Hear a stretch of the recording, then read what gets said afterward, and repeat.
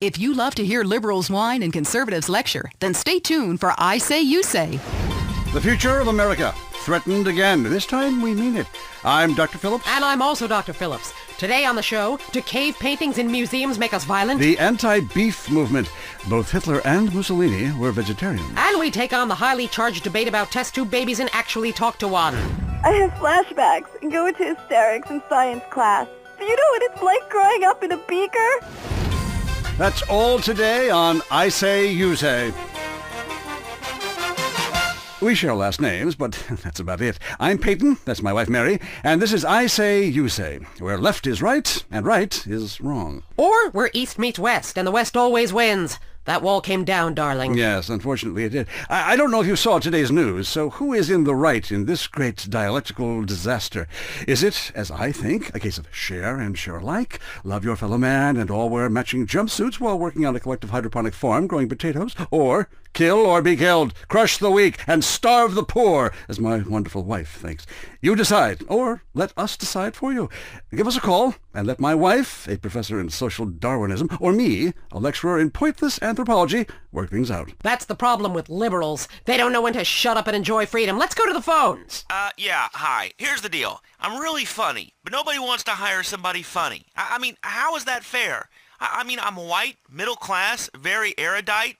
You know, whatever that means. But people just respond badly to me. I don't understand it. Are you related to my husband? I don't think so. I hope not. Have you got a question about politics? Yeah, sure. I know a lot about politics. Hey, can I do your job? You know, I used to be on the radio back in the day. Even my husband can't do his job, you strange, pathetic little sap. Let's have a real caller, please. Hi, my name's Michelle. I'm a first-time caller to the show. I wanted to know what you guys thought about the proposition to ban smoking. Well, this is a simple issue. Smoking. Democracy at work again in our state. Seems like a good thing when you first look at it, but democracy only works when you agree with it. Then it's best to favor a totalitarian state. I'm not sure about this one. I think smoking is an invasion of my body, and I've always wanted to shoot people. I'm right behind the proposition. Me too. Thanks, Michelle. I also wanted to say hi to my stepbrother Phil, who's been undergoing a hair transplant today.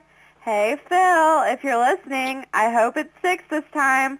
I won't tell anyone you've got plugs, honey. I'm really proud of you. That's great, honey. But if you want shout-outs, call the rap station. That's offensive, and I'm really offended by what you're saying. I'm a smoker. This used to be a free country. When? Ha! Good point, Dolly. Gotcha. Yes, good point. But remember, our founding fathers grew tobacco. It relaxed them between stressful stints of genocide and witch-burning.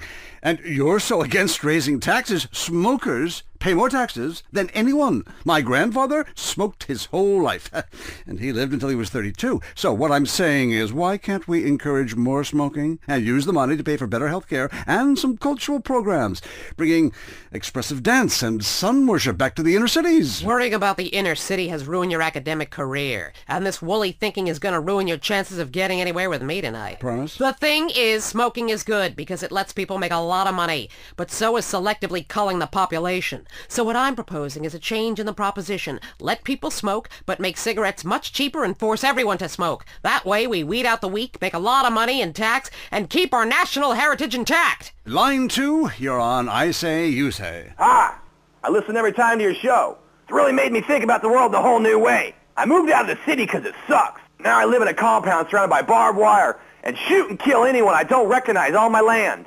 Just want to say thank you. That's some quality broadcasting. Thanks. That makes me feel a lot better about myself. Have you got a question? Yeah, I got corpses from 15 illegal immigrants in my yard. I killed them all myself with my bare hands. Can I get a tax break for all this unpaid work? Good question. I would certainly hope so. Ask your accountant if you can register them as dependents. Then hide most of your net worth offshore in a complex money laundering system designed to support the drugs trade. Then you can pay virtually no taxes and complain about how awful you think the whole country is, knowing you're doing as little as possible to help. Cool, thanks. That's good advice. I'm appalled at you, Mary Phillips.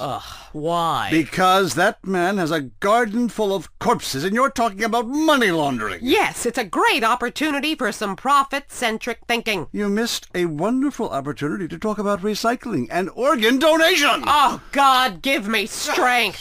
I married a fool. I married a fool. You know, when we first met, Peyton, I thought you were so glamorous with your long hair and big ideas. You were studying for a PhD in cultural ceramic history or cross-cultural underwear or something, and I was very young.